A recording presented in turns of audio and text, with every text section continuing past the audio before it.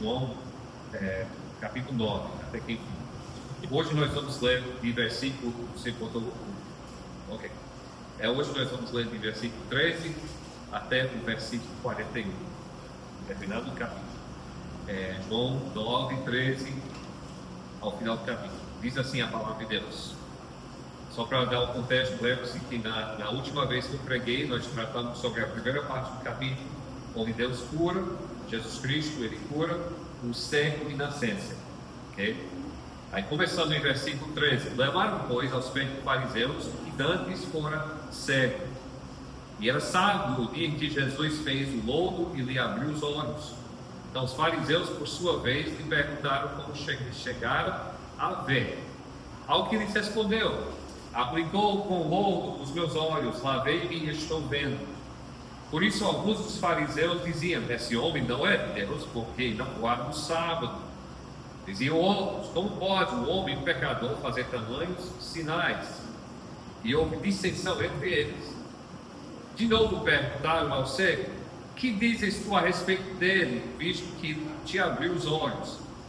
Que é profeta, respondeu ele. Não acreditaram os judeus que ele fora cego e que agora via, enquanto não lhe chamaram os pais e os interrogaram: é este o vosso filho, de quem dizeis que nasceu cego? Como pois vê agora? Então os pais responderam: sabemos que este é o nosso filho e que nasceu cego, mas não sabemos como vê agora, ou quem lhe abriu os olhos, também não sabemos. Perguntai a ele, idade tem, falará de si mesmo.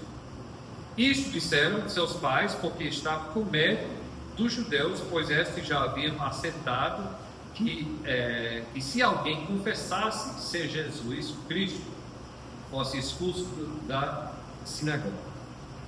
Por isso é que disseram os pais: ele idade tem, interrogai-o. Então chamaram pela segunda vez o homem que fora cego e lhe disseram: dá glória a Deus, nós sabemos que esse homem é pecador. Ele retrucou: se é pecador, não sei. Uma coisa sei, eu era cego e agora vejo. Perguntaram-lhe, pois, que te fez ele? Como te abriu os olhos? E lhes respondeu: já vou disse, e não atendestes, por que queres ouvir outra vez? Porventura quereis vós também tomar os seus discípulos? Então o injuriaram e disseram: discípulo deles és tu, mas nós somos discípulos de Moisés. Sabemos que Deus falou a Moisés, mas deste nem sabemos de onde é. Respondeu-lhes o homem: não é de estranhar que vós não sabeis de onde ele é, e contudo me abriu os olhos. Sabemos que Deus não atende a pecadores, mas pelo contrário, se alguém teme a Deus e pratica a sua vontade, a este atende. Desde que há mundo jamais se ouviu que alguém tenha aberto os olhos de um cego de nascença. Se este homem não fosse de Deus, nada poderia ter feito. Mas eles retrucaram: tu és nascido todo em pecado, e nos ensinas a nós, e o expulsaram. Ouvindo Jesus que o tinha expulsado, encontrando, lhe perguntou: crês tu no Filho do Homem? Ele respondeu e disse: quem é, Senhor, para que eu nele creia? E Jesus lhe disse: já o tens visto, e é o que falo contigo. Então afirmou ele: creio, Senhor, e o adorou. Prosseguiu Jesus: eu vim a este mundo para o juízo, a fim de que os que não veem vejam, e os que veem se tornem cegos. Alguns dentre os fariseus que estavam perto dele perguntaram-lhe: acaso também nós somos cegos? Respondeu-lhe Jesus: se fosse cegos, não tereis pecado algum, mas porque agora dizeis: nós vemos, subsiste o vosso pecado. Senhor, nós pedimos nesse momento que tu estejas guiando nossas palavras. Nesse momento, tu estejas retirando de nós qualquer preocupação. Se é o caso que nessa semana nós ficamos mais longe de Ti, então que Tu estejas usando a Tua palavra aqui para nos trazer mais de perto. Se é o caso que nesta semana alguma coisa veio atrapalhar a nossa vida espiritual, que Tu estejas usando a Tua palavra hoje para tirar isso das nossas vidas. Senhor Deus, nós pedimos que Tu estejas se demonstrando poderoso através da pregação da Tua palavra hoje, que haja verdadeira transformação em nossas vidas, na vida da nossa igreja. Abençoe essa parte principal do ministério da nossa igreja e que Tu sejas honrado e glorificado através desse momento, em nome de Jesus Cristo. Amém. Esse texto é fascinante. Talvez eu chego a dizer, talvez eu falo isso outra vez, mas até agora o nosso estudo individual é um dos textos mais fascinantes que eu tenho estudado. Eu chamei essa mensagem de a cura de um cego. A cura de um cego. E você pode perguntar, faz parte do evangelho. A cura não era na outra semana, quando Jesus chegou e curou o cego. Isso seria o título, a cura do cego. E sim, esse homem foi curado de uma cegueira física, uma cegueira de nascença, que ele estava desde criança cego. E na outra parte, na primeira parte do capítulo. Mas aqui nós temos a verdadeira cura. Porque aqui nós vemos em tempo real este homem se convertendo. Diante de tudo que está acontecendo, e nós vamos examinar as coisas que estão acontecendo, essas conversas que estão tendo e tudo, mas antes de mais nada, nós vemos a cura espiritual, ou seja, a cura desse homem, do que importa realmente, né? A cura da cegueira mais importante, mais devastadora que existiria, que é a sua cegueira espiritual. E nós olhamos isso em tempo real. E isso acontece em pelo menos 3 passos aqui. Então, se você está fazendo o esboço, já dei o esboço, são 3 passos para a cura da cegueira espiritual. Todos nós gostamos quando a gente vê conversões imediatas. Supostas conversões imediatas. Alguém entra na igreja, pecador, e depois de uma pregação poderosa, como o nosso irmão Wanderson gosta de falar, o pastor está no óleo, né?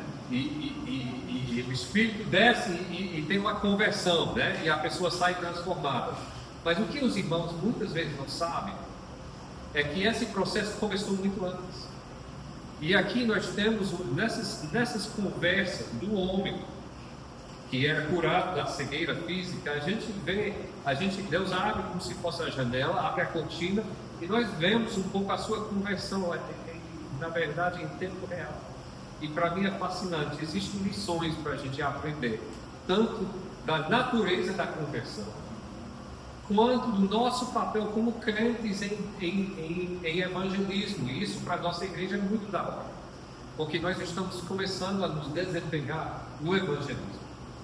Nós estamos começando a nos desempenhar na questão de compartilhar o Evangelho, o que cura as pessoas da cegueira espiritual, ou seja, o Evangelho, as boas notícias de Jesus Cristo. Nós estamos começando a fazer isso. Então é muito importante que a gente que a gente compreenda como acontece. Agora, deixa eu dizer, nós temos muitos casos, em que aparentemente uma pessoa é inimigo de Cristo no momento, e depois de uma experiência com Cristo ele vira crente. O apóstolo Paulo chega a ser um exemplo. Mas até o apóstolo Paulo teve um pano de fundo, que quando ele foi confrontado com Cristo, esse pano de fundo bíblico que ele tinha encaixou. Aí de repente ele compreendeu. Aí a gente vai ver isso na vida desse cego que foi curado hoje. Mas então são 3 passos. Primeiro, quero chamar a sua atenção ao versículo 17. Nós temos 3 conversas que esse homem tem. Na verdade, nesse capítulo tem 4 conversas.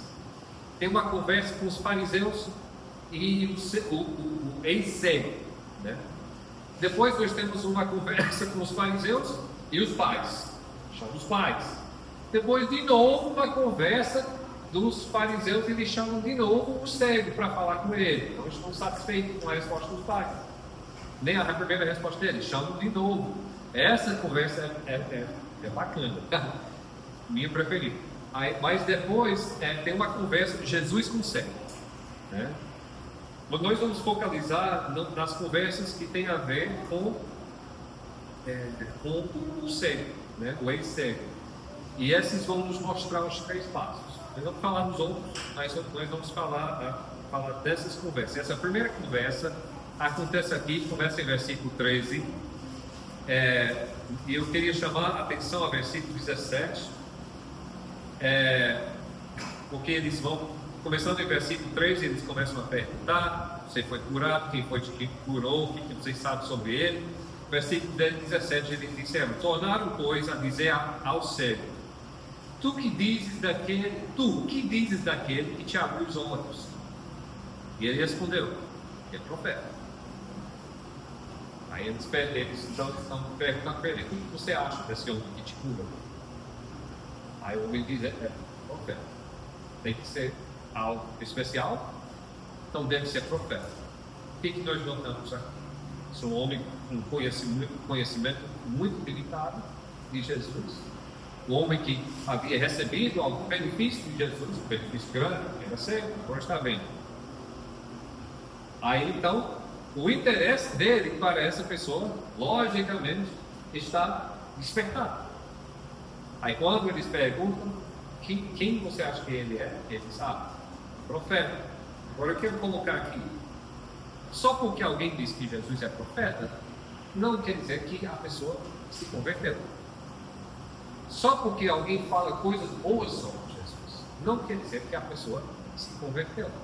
Você pode até falar coisas corretas sobre Jesus, porque que Jesus é profeta, no fundo é correto. Jesus exerceu e exerce 3 funções. Quais são? Vocês lembram? De rei, de sacerdote e profeta, certo? Então sim, era uma parte.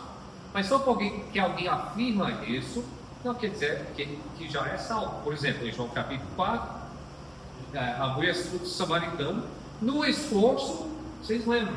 No esforço de se esquivar de que Jesus tinha falado sobre sua vida e seu pecado, ela diz: eu vejo que você é profeta. Ela não havia se convertido ainda, mas está lá dizendo que Jesus é profeta. Outro exemplo: existe uma religião nesse mundo, talvez vocês já ouviram falar dessa religião, está muito nas notícias de hoje em dia, chamado islamismo. E o islamismo ensina que Jesus é o quê? Profeta. Nenhum desses muçulmanos é crente, mas todos têm respeito por Jesus, dizem que ele é profeta. Agora, nós temos que tomar uma atitude. Se você está fazendo o esboço, isso, o primeiro passo, o respeito para com Jesus. A pessoa tem pelo menos o respeito para com Jesus. Senão representa aí uma pessoa convertida, é um conhecimento que se baseia num conhecimento limitado, precisa saber mais, mas pode ser um começo, pode significar um passo na direção correta, né? E por que ele tem esse respeito por Jesus? Poxa, porque ele viu o poder de Jesus. De primeira mão, ele foi curado, certo? Então ele recebeu algum benefício.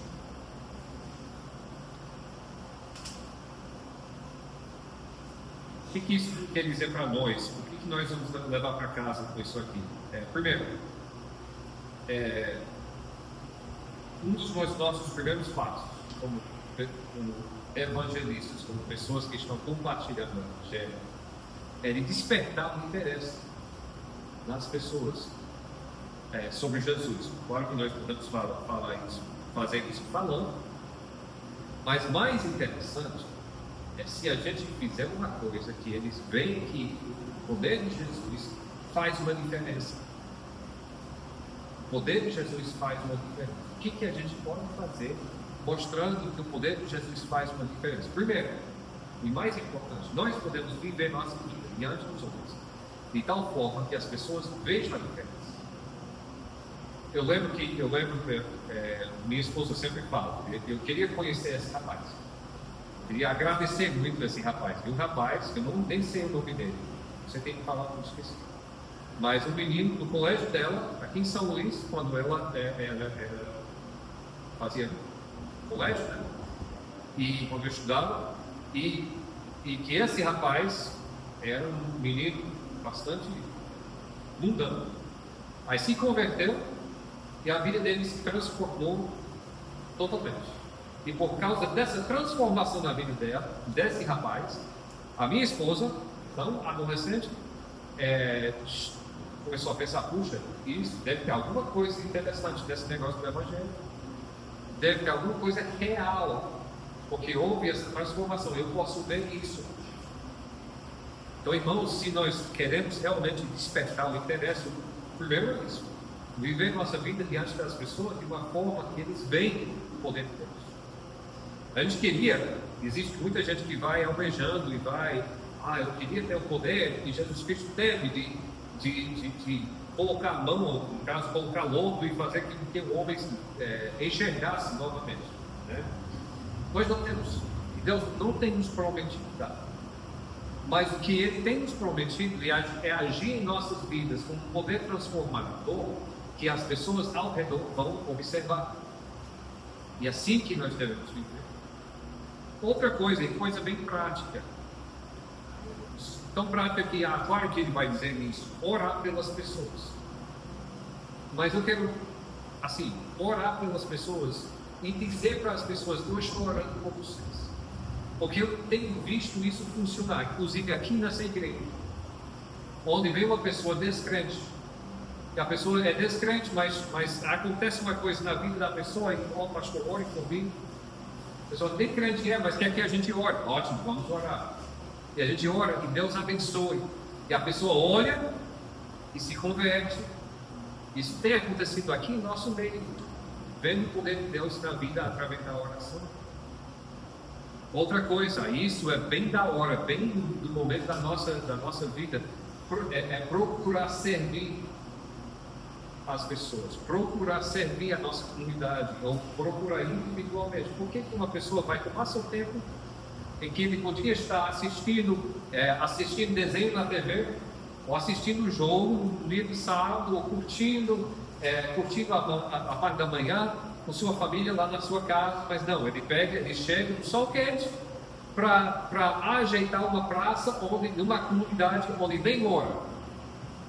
O que incentiva uma pessoa ou um grupo de pessoas a fazer isso? Só uma coisa: o amor de Cristo. O amor de Cristo. E quando uma comunidade vê isso, eles começam a ver o amor de Cristo em ação e começam a se interessar, né? Então essas são muitas formas que uma pessoa que não é crente, mas pode chegar a ter um interesse, pelo menos despertar: puxa, talvez tenha alguma coisa. O cego foi curado e com o seu conhecimento limitado, pelo menos é profeta. Menos de profeta não pode ser. Um passo na direção certa. E essas coisas que a gente faz, que eu coloquei aqui, nosso testemunho, nossa oração, nosso serviço às pessoas, são pequenas coisas que a gente pode fazer todos os dias para que o interesse das pessoas se desperte, né? Então, aqui nós temos a primeira reação desse homem: o respeito por Jesus. Esse respeito para com Jesus veio porque ele viu o poder de Jesus em ação. Como é que nós, hoje, eu gostaria que vocês pensem e até escrevessem: como é que eu vou essa semana demonstrar o poder de Jesus na minha vida para despertar os interesses, o interesse das pessoas? Segundo passo, agora, esse discurso aqui, confesso, irmãos, que é o meu preferido, porque acontece muita coisa aqui. Eu quero... primeiro eu quero ler um trecho aqui, versículo 18, que acontece, porque umas coisas interessantes que acontecem aqui. Ele chama os pais: não acreditaram os judeus que ele fora cego, e agora via, enquanto não lhe chamaram os pais, e os interrogaram: e este o vosso filho, de quem dizeis que nasceu cego, como pois vê agora? Então os pais responderam: sabemos que este é nosso filho e que nasceu cego. A resposta é que os pais disseram: não tem. Não, esse aqui realmente é nosso filho e realmente ele nasceu cego. E agora vocês estão vendo que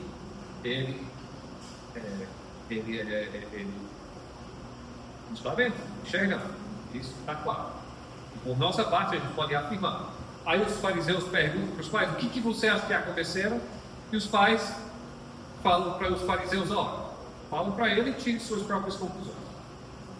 Ele é maioridade. Por que eles falam isso? Ele é maioridade. Falam isso? Muito obrigado. É a primeira vez que eu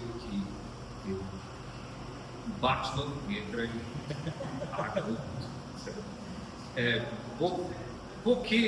por que eles falam isso?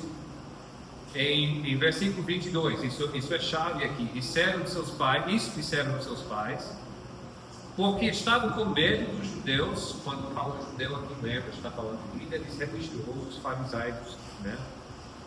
Medo dos judeus, pois estes já haviam assentado que se alguém confessasse ser Jesus Cristo, fosse expulso do sinagoga. Agora, assim, entenda bem o contexto. O sinagoga era não apenas o centro religioso da comunidade, mas era o centro cultural e social. Então, alguém sendo expulso do sinagoga não é que quando, por exemplo, alguém é disciplinado numa igreja hoje em dia, simplesmente levanta e vai para outra igreja, a igreja vizinha, né? Isso acontece, mas não tem nenhum problema. Ninguém no trabalho liga, ninguém na escola liga para isso, sabe? Não era assim com a sinagoga. A sinagoga era o centro da comunidade, e alguém sendo expulso da sinagoga virava uma espécie de vocês têm aqui a palavra paraia? Não, palha, certo? Alguém lançado fora da comunidade, expulso, alguém evitado, como se fosse até um leproso, né? Expulso da sociedade. Então era uma coisa pesada, e jamais os pais queriam ser expulsos da sinagoga. Então eles são muito diplomatas aqui. Não, da nossa parte, ele nasceu sério, está vendo? Quanto ao mais, pergunta para ele. Nós não sabemos, ele é maior de idade para falar com ele. A gente fica fora dessa. Os pais falando, né? Eu imagino isso por causa de que vai acontecer depois. Que eles tiveram uma conversa. Cuidado que você vai responder. Que quem aceita essa pessoa pode ser expulso da sinagoga. Eu imagino. Porque essa conversa, quero que vocês notem, nós vamos ler aqui. Nós estamos vendo em tempo real a iluminação dessa pessoa. Segunda passo aqui seria uma aprendizagem sobre Jesus, ou a iluminação do coração quanto à pessoa de Jesus, né? Seria o segundo passo. E nós estamos vendo isso em tempo real. Enquanto ele conversa, eu creio, enquanto ele está conversando a segunda vez com os fariseus, começa a cair a ficha na vida desse homem, que Jesus Cristo não é apenas um profeta. Vamos olhar, versículo 24. Então chamaram pela segunda vez o homem que fora cego. Eles disseram: dá glória a Deus. Essa dá glória a Deus é muito interessante. É uma referência quando Josué, é a mesma frase que Josué, lá no Antigo Testamento, que Josué, ele falou para uma pessoa chamada Acã. E Acã era uma pessoa que havia quebrado a lei de Deus. E quando Josué fala, dá glória a Deus, ele está dizendo, é melhor você glorificar a Deus, porque enquanto aos homens você está frio. E a próxima coisa que acontece com Acã, depois dessa conversa, é que Acã é morto. Então, quando os fariseus usam essa frase para com esse homem aqui, dá glória a Deus, eles estão tentando intimidar. Tome muito cuidado quando você responde essa pergunta, porque as coisas podem ficar muito ruins para vocês se você responder errado. Entenda isso, essa da glória a Deus não são assembleanos, né? Não são glória a Deus. Então, é muito significativo essa frase. Continuando, da glória a Deus, nós sabemos que esse homem é pecador. Não estão nem perguntando. Estão dizendo, nós estamos já tiramos nossa conclusão que Jesus Cristo é pecador. Então, o que você acha? Versículo 25. Ele retrucou: esse cego está ficando, como a gente fala aqui, está ficando muito saliente. Ele diz: se é pecador, não sei. Uma coisa sei, eu gosto muito dessa frase: era cego e agora vejo. Essa é o famoso Chicó, né? Não sei, só sei que é assim, certo? Não sei, só sei que é assim. Vocês que vão dizendo, eu só sei de uma coisa: agora é cego, agora eu vejo. É vocês que vão lidar com isso. mas essa é a frase dele no início dessa conversa, e essa conversa é espetacular. Versículo 26. Perguntaram-lhe depois: que te fez ele? Como te abriu os olhos? Ele respondeu: por que já perguntaram isso? Você quer que eu dê uma outra resposta? Ele respondeu: já vos disse e não atendeste, por que quereis ouvir outra vez? E essa frase aqui é tão sarcástica. Eu amo. É tão irônico, né? Ele diz aqui: porventura, ele fala para os fariseus, como eu disse, muito sabiamente: porventura, quereis vós também tornar os seus discípulos? Os seus lábios estão manando sarcasmo. É espetacular o que ele joga para eles. Já a segunda vez que vocês me perguntam isso, será que vocês estão querendo se converter? Será que vocês estão querendo ser os seus discípulos? Eles sabem que não estão.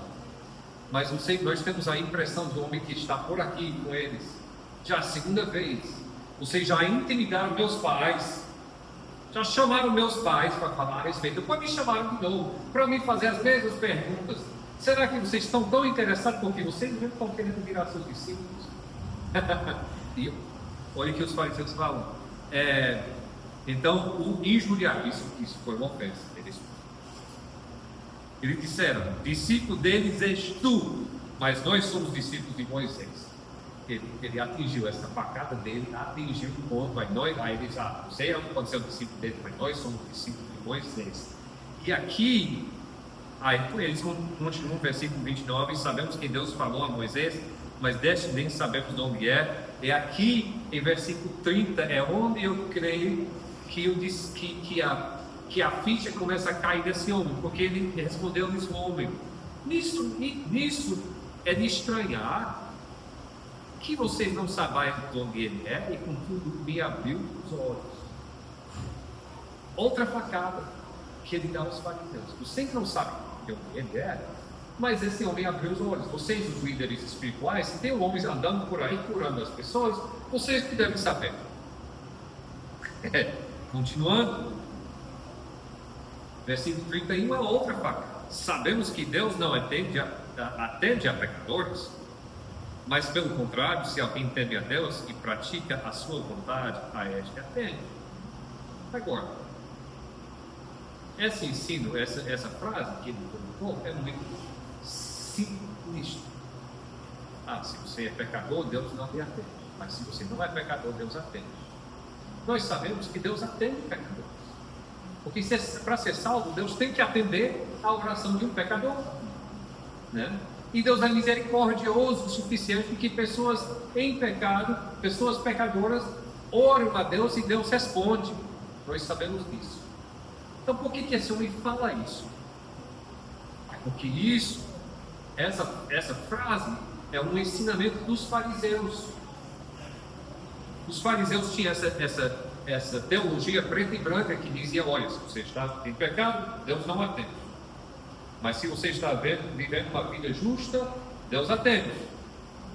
É quase chegando a ser uma teologia da prosperidade, onde se tudo está andando bem com a sua vida, é porque você é espiritual. Se você está sofrendo consequências, sofrendo alguma coisa na vida, é porque tem algum pecado na sua vida.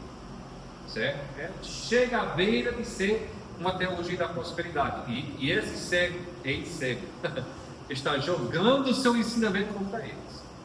Ele está dizendo: você mesmo ensina isso, então como é que você vai dizer, sumariza o que está dizendo, que o homem que é cego, ou que o homem chega e cura uma pessoa que é cego de nascença, e ainda vai dizer que esse homem não é de Deus? Pelos seus próprios ensinamentos, vocês estão se condenando. É isso que ele está dizendo. E outra coisa, eu creio aqui que ele começa a... E peraí, ele começa a pensar sobre suas lições que ele ouvia, não via, mas ele enxergava, mas ele ouvia desde criança. Aí ele começa a pensar, enquanto ele conversa com esses homens, desde que há mundo, ou seja, desde a criação, jamais se ouviu que alguém tenha aberto os olhos ao cego de nascença. E aqui sim, você vai abrir o Antigo Testamento e você vai olhar de capa até começar o Novo Testamento, você não vai encontrar nenhuma pessoa sendo curada de cegueira, de uma cegueira assim, que segue desde a sua nascença, né? Você não vê isso. Agora, o que você vê, por exemplo, você encontra no livro de Isaías, capítulo 42, onde diz assim: diz Deus, o Senhor que criou os céus e os estendeu e formou a terra e a tudo quanto produz, que dá a respiração ao povo que nele está, e o Espírito aos que andam nela. Eu, o Senhor, te chamei em justiça. Essa é uma profecia messiânica falando de Jesus. E te tomarei pela mão e te guardarei, e te darei por conserto do povo e para a luz dos gentios. Versículo 7: para abrir os olhos dos cegos. Então, assim, abrir os olhos dos cegos já era um sinal messiânico, e com certeza esses fariseus que conheciam o Antigo Testamento de frente para trás entendiam isso. Então, esse ex-cego, interessante que ele conhece as Escrituras melhor nesse momento do que os próprios fariseus, ou pelo menos ele aplica melhor. A teologia dele é muito melhor do que a teologia dos fariseus. E ele chega e diz: olha, pensando bem, desde que há mundo jamais se ouviu que alguém tenha aberto os olhos de um cego de nascença. Se este homem não fosse Deus, nada poderia ter feito. Aí eles respondem, mas versículo 34: tu és nascido todo em pecado e nos ensinas a nós e o expulsar. Então, duas coisas. Primeiro, eles falam que esse homem nasceu em pecado, fazendo uma diferença entre esse homem e eles. Isso quer dizer o quê? Que de alguma forma eles se sentiram superiores espiritual a ele. Ele nasceu em pecado, eles não. Como é que ele vai ensinar? Notem que eles não refutam os seus argumentos. Não refutam os seus argumentos. Eles jogam ataques pessoais. E depois fazem o quê? Expulsam. Provavelmente isso quer dizer que eles colocaram em ação a ameaça que eles haviam feito aos pais. E expulsaram a sinagoga. Então o homem acaba de ser curado de cegueira, e de repente ele é expulso da sociedade, expulso da sinagoga pelas autoridades religiosas. Uma coisa pesada. E aqui nós vemos o homem até disposto a sofrer pelo homem que o curou, mesmo com conhecimento imperfeito ainda. Então, o primeiro passo, o Eric falei, é o respeito para com Jesus. O segundo passo é uma aprendizagem sobre Jesus, ou uma iluminação maior sobre Jesus. E nesse texto, como eu tenho explicado, nós vimos em tempo real o conhecimento desse homem melhorando. Ele tem tido tempo para refletir, talvez, e na conversa, diante da conversa, cai a ficha. Eu creio no tempo real, peraí, mas nunca ouvi isso nas Escrituras, nunca ouvi isso. Então, esse Jesus teve todos os outros profetas, mas esse Jesus tem que ser algo mais do que um simples profeta, porque nenhum dos profetas fez isso, desde o início até hoje. O que isso tem a ver conosco?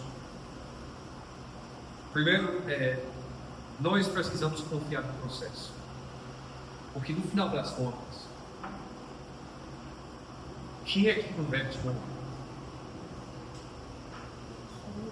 Deus.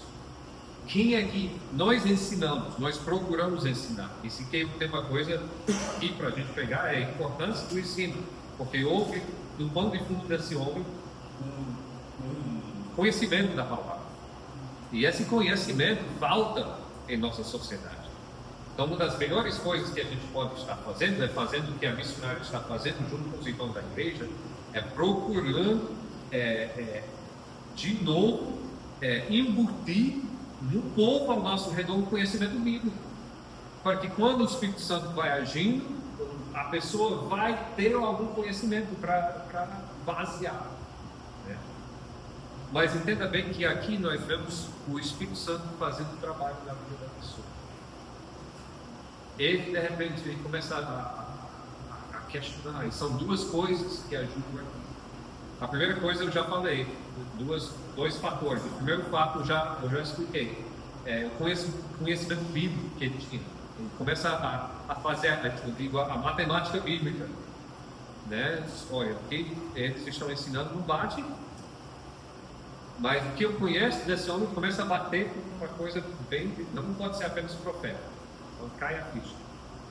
Segundo, e isso é sempre instrutivo, e isso mostra como Deus é soberano, porque as ações, a gente vê as ações dos inimigos de Deus ajudam a levar essa pessoa a Cristo. Entenda que as ações dos fariseus são que empurram esse homem para Jesus Cristo. E a gente tem visto isso, eu tenho visto isso muitas vezes, nos meus estudos da história da igreja, muitas vezes, nem sempre, mas muitas vezes, uma perseguição geral traz reavivamento. Porque as pessoas começam a ver, puxa, os inimigos de Cristo realmente não gostam dele, esse Cristo deve ser alguma coisa importante. Começam a se converter, até os próximos perseguidores, em muitos casos, o apóstolo Paulo sendo um exemplo muito grande. Outra coisa, outro fator aqui que eu já falei é a questão do conhecimento bíblico, que é essencial e tem que haver um ensinamento bíblico para ter uma conversão. Uma coisa que está acontecendo em tempo real, no momento, eu falei umas semanas atrás, eu gravei um vídeo em nosso canal sobre o assassinato daquele rapaz crente lá nos Estados Unidos, o Charlie Kirk, né? E o que está acontecendo? No outro domingo, as igrejas cheias, pessoas querendo saber, puxa, esse rapaz era capaz de morrer pela sua fé. Os inimigos de Cristo realmente não estão gostando da mensagem, e isso deve ser importante. E as redes sociais cheias de gente. Eu vou para a igreja pela primeira vez na minha vida, pela primeira vez em muito tempo. Por quê? Por causa do que aconteceu. Deus é tão soberano, Ele usa até seus inimigos para converter as pessoas. É impressionante. É impressionante. Eu digo isso porque é capaz da gente enfrentar a oposição. Né? Enquanto a gente estiver sendo mais evangelista e tudo, é capaz da gente enfrentar a oposição. E não se preocupe. Não se preocupe.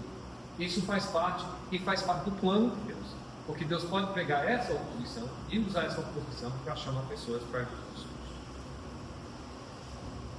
Terceiro passo aqui. Isso aqui é fantástico também. Eu quero apontar para versículo 35. E depois que ele é expulso da sinagoga, Jesus se encontra com ele. Vendo Jesus que o tinha expulsado, versículo 35. Encontrando-o, lhe perguntou: crês tu no Filho do Homem? E ele respondeu e disse: quem é Senhor, para que eu lhe creia? Olha, prontidão no coração desse homem. E Jesus Cristo chega: crês tu no Filho do Homem? Quem é ele? Agora eu quero apontar uma coisa aqui muito importante. Aqui diz, no meu texto diz, crês tu no Filho do Homem? Algum texto diz alguma coisa diferente? Crês tu no Filho de Deus. Porque alguns textos falam, crês tu no Filho de Deus. Agora, isso não é heresia. Jesus Cristo é o Filho de Deus. Uma coisa que João enfatiza muito. Mas vocês precisam entender que os textos melhores, certo? Os textos mais confiantes colocam isso como sendo Filho do Homem. Eu creio que filho do homem cabe muito melhor aqui. Filho do homem é uma expressão muito significativa no livro de João, que João usa essa expressão 13 vezes no seu evangelho. Todas essas expressões é Jesus Cristo falando dele mesmo, filho do homem. Por exemplo, um dos famosos é João capítulo 3, quando Jesus está falando com Nicodemos. Ele diz que o filho do homem vai precisar ser levantado. O fato que ele usa essa expressão ali, filho do homem, é muito importante. Isso vai cair numa prova. Eu vou questionar depois, quando a gente chegar mais uma vez. Eu quero ver se os irmãos lembram, porque isso é muito importante. Mas eu gostaria de saber, forem da seara que vocês já sabem. Mas alguém sabe de onde vem essa expressão filho do homem? Por que Jesus usa isso? Filho do homem. Não? Ok. Abre suas Bíblias no livro de Daniel, no Antigo Testamento. Daniel 7, 13 a 14. Daniel 7, 13 e 14. Daniel falando de uma visão que ele teve, diz: eu estava olhando nas minhas visões da noite, e eis que vinha das nuvens do céu um como filho do homem,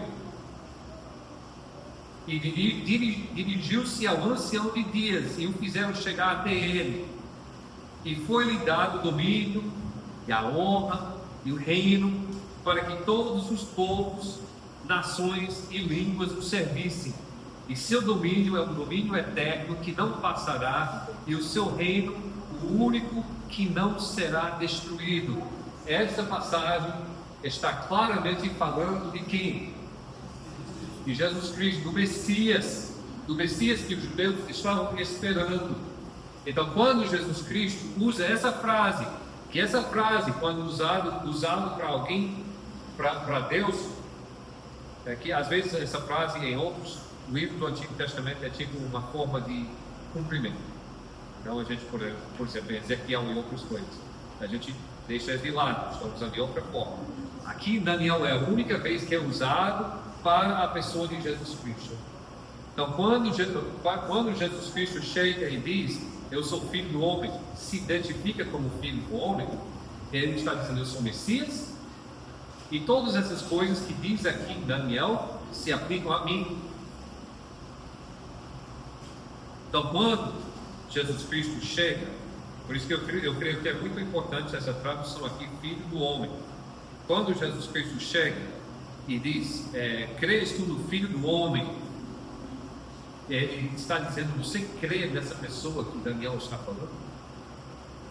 E o homem já cedendo, quase chegando à verdade, ele diz o quê? Quem é, Senhor, para que eu nele creia? Quem é essa pessoa? Quem é essa pessoa de quem Daniel fala? Quem é? Eu quero crer nessa pessoa. Quem é? E outra coisa que ele está implicando aqui, quando ele pergunta: se você me disser quem ele é, eu vou crer. Ele está dizendo: eu vou crer na tua palavra, ou vou acreditar em que você está dizendo. Então você me diz que eu creio. Jesus lhe disse: isso é fantástico. Já o tens visto? Para dizer que o homem que no outro dia era cego, né? Já o tens visto, e é o que fala contigo. Ou seja, sou eu. Você já viu ele? Na verdade, sou eu. Versículo 31. Aqui a conversão com o homem. Então afirmou ele: creio no Senhor, e o adoro. O que é implícito aqui? Nós temos aqui a conversão com o primeiro passo, o terceiro passo, a conversão verdadeira com o homem. Ele estava fazendo o quê? Falando que, primeiro, estava reconhecendo que Jesus é o Messias. E todas essas coisas, e quais são todas essas coisas? São palavras em Daniel de domínio, honra, reino, todos os povos o serviço, domínio eterno. São palavras de autoridade. Entenda bem isso, porque nós temos uma ideia, uma conversão, é simplesmente uma afirmação intelectual, né? Eu acredito em Jesus Cristo, pronto. E quando alguém fala isso, pode ser que ele está se convertendo, ou pode ser que ele está fazendo apenas uma afirmação mental de que, eu creio que existiu uma pessoa chamada Jesus Cristo, e que essa pessoa chamada Jesus Cristo morreu e talvez até ressuscitou, mas isso não necessariamente vai fazer nenhuma diferença na minha vida. Mas entenda que quando uma pessoa realmente se converte, essa pessoa está dizendo: eu creio que Jesus Cristo existe, eu creio que Ele viveu, que Ele morreu, que Ele ressuscitou, que Ele é o Messias prometido, e assim, Ele é o meu Rei, Ele é o meu Senhor. E quando a gente fala Ele é o meu Senhor, nós estamos dizendo que eu devo a Ele o quê? Obediência, fidelidade, serviço, sacrifício, tudo, na verdade. E Ele que daqui para frente Ele manda em mim. E qual é a primeira ação dessa pessoa? Ele creu, o recém-curado creu e adorou. A primeira reação é a adoração. Existem duas heresias que nós precisamos muito nos preocupar. Uma delas eu falei nos nossos estudos, é uma heresia que existe nos ambientes pentecostais, onde diz que uma pessoa pode se converter e depois vai ter uma segunda experiência onde é enchido pelo Espírito Santo. Embora a palavra de Deus diz em Romanos capítulo 8 que quem não tem o Espírito não é dele. Então, se você não tem o Espírito de Deus, você não é crente. Ponto final. Certo? Então, não existe esse segundo passo. Mas existe uma outra heresia, e essa heresia, infelizmente, é mais comum em nossos ambientes. Onde você pode dizer, uma pessoa pode crer no Senhor Jesus Cristo como Salvador, e mais tarde aceitá-lo como Senhor. E isso também não existe. Também não existe. Quando alguém vai aceitar Jesus Cristo como Salvador, vem junto o reconhecimento que Ele é Senhor. O que é o Filho do Homem? É o Rei. Que todos os povos, nações e línguas servem. Seu domínio é o domínio eterno. E quando esse homem diz, Jesus Cristo é o Filho do Homem, então eu vou crer nele. Ele está aceitando Jesus Cristo nesses termos. Daqui para frente, esse homem está dizendo, não importa que a sinagoga me expulsou, porque agora eu servo o Filho do Homem. Deixa aí. Eu sirvo a Jesus Cristo. Eu viro discípulo dele. Quando você se converte, você vira discípulo, você vira servo de Jesus Cristo. Não existe essa de eu vou me converter e depois viver minha vida do jeito que eu quero. Tem até um pastor, tenho citado isso aqui, vou citar de novo.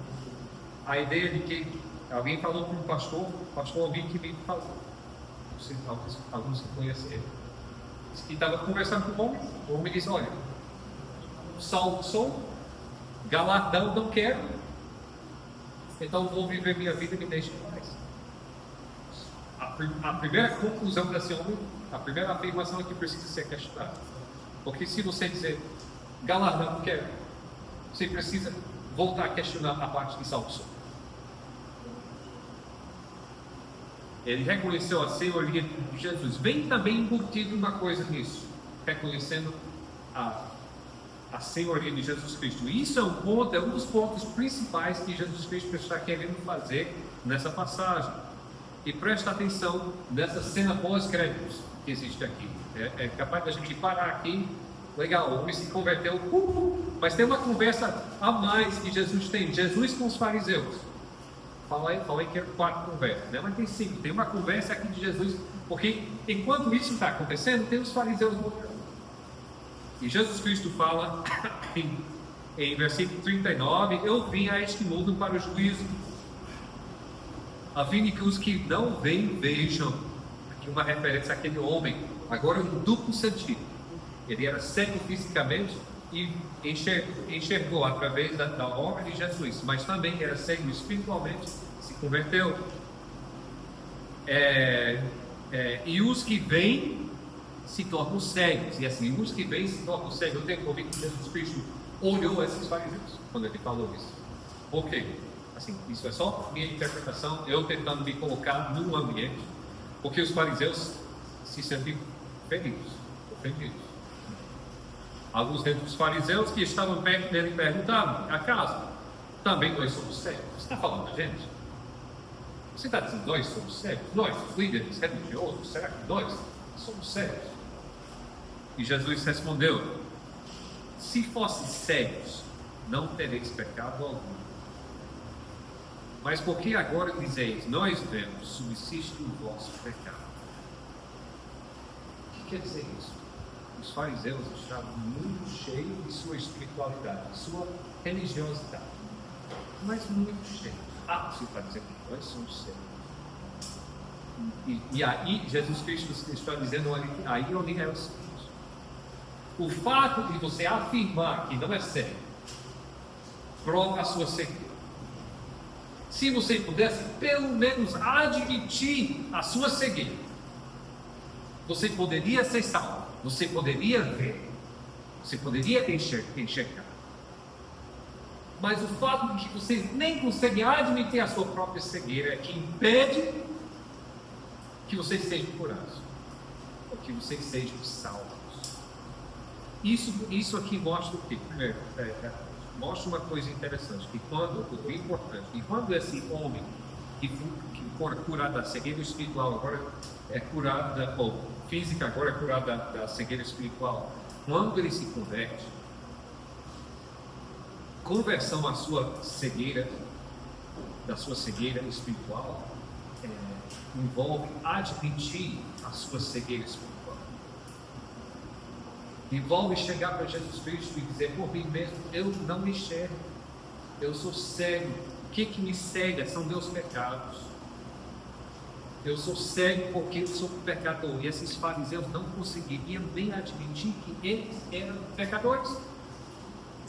Como é que Jesus vai curar alguém que não admite que é cego? Imagine, vamos colocar isso, porque a analogia que Jesus Cristo está falando aqui é como que alguém que é cego fisicamente. Então vamos imaginar alguém que é cego fisicamente, e está lá com seus óculos de sol, né? E com a sua bengala, dizendo: eu estou enxergando perfeitamente. E quando ele bate numa árvore aqui, ou cai de um degrau ali, não, mas eu estou vendo. Eu estou vendo. Querendo convencer todo mundo que ele está enxergando, que ele está vendo. E isso, Jesus está ridicularizando os fariseus, dizendo aqui que vocês nem admitem. Se vocês pelo menos pudessem admitir que são cegos, eu poderia fazer alguma coisa. Mas não admitam. Então a ironia é que vocês, dizendo que estão vendo, vão ficar cegos. Enquanto esse homem, e o contraste que está fazendo é que você tem, enquanto esse homem, ele admite que ele é cego. Então ele vem, enxerga. A primeira coisa, a ironia é essa. A primeira coisa que nós precisamos enxergar é o fato que nós somos cegos. Escreva isso, gostei. Isso deveria ser um adesivo, alguma coisa. A primeira coisa que nós devemos enxergar é que nós somos cegos. Se a gente conseguir enxergar isso, é o primeiro passo para que Jesus cure nossa cegueira aqui. Em conclusão, duas aplicações. Primeiro, aos crentes, nós temos um trabalho. Eu estou muito feliz, como eu falei antes, com a Igreja Batista Ebenezer, excelente bem no evangelismo. Estamos crescendo nesse sentido, e você não sabe a alegria que traz para o coração do pastor de viver crescimento. Nós estamos crescendo espiritualmente nesse sentido. Eu estou aqui para isso, certo? Graças a Deus. E importa que a gente entenda o que Deus faz quando uma pessoa se converte. Por quê? Primeiro, se a gente trabalha e não vê resultados imediatos, nossa tendência é ficar desencorajado. eu digo aqui, irmãos, confie no processo. Nosso trabalho é viver nossa vida de uma forma diferenciada. Nosso trabalho é procurar servir o nosso próximo. Nosso trabalho, e principal, eu diria, é pregar e ensinar a palavra de Deus. Fazendo essas coisas, confie no Espírito Santo que vai fazer o resto. Confie no Espírito Santo que vai fazer com que a ficha caia e que a obra seja feita. E confie nesse processo divino e vai fazer. Nosso trabalho é ser fiel nesse sentido. Segundo, pode ser que tenha alguém aqui que não é crente. Essa passagem é para você. Porque esses fariseus, no final que Jesus Cristo fala, são vocês que nem conseguem admitir a sua cegueira para dizer: eu preciso ser curado, minha cegueira espiritual, preciso que algo seja feito a respeito. Chegue a esse ponto. Deixa a palavra de Deus lhe convencer de pecado e juízo. Eu falo mais para frente no livro de João, para que você pode chegar de Jesus e dizer: eu sou cego, cure minha cegueira espiritual. Garanto uma coisa: se você chegar a Jesus Cristo com essa oração, sou cego, cure minha cegueira espiritual, será curado. Falando sinceramente do coração, dizendo: cure, vai ser, o Espírito Santo vai trazer o entendimento. Se você tiver alguma pergunta, hoje você está ouvindo isso: pastor, eu não entendo onde é que eu estou aqui, o que eu venha falar comigo. Falo muito, não em Jesus Cristo. Eu não estou presente, mas durante a semana, essa palavra batendo no seu coração. Eu falo com o irmão aqui em Jesus Cristo, ou me ligue no WhatsApp, eu falo contigo, eu falo com minha esposa. A gente quer falar contigo para explicar a palavra de Deus, não nossas palavras, não para nos gloriar, mas para explicar a palavra de Deus e explicar para você como você pode virar servo do Filho do Homem. Como você pode ser curado de sua cegueira espiritual. Senhor, mais uma vez, nós pedimos que esta palavra, não as minhas palavras, mas a tua palavra aqui, seja clara nas nossas vidas, para que nós tenhamos um conhecimento mais amplo da tua palavra e para que nossa igreja cresça espiritualmente, para que qualquer pessoa que está ouvindo, ou aqui hoje à noite, ou através dos vídeos que a gente posta, ou através da nossa pregação, nosso testemunho durante a semana, possa entender que muitos cegos espiritualmente se tornem a ver. Nós pedimos isso no fundo do nosso coração, em nome de Jesus Cristo. Amém.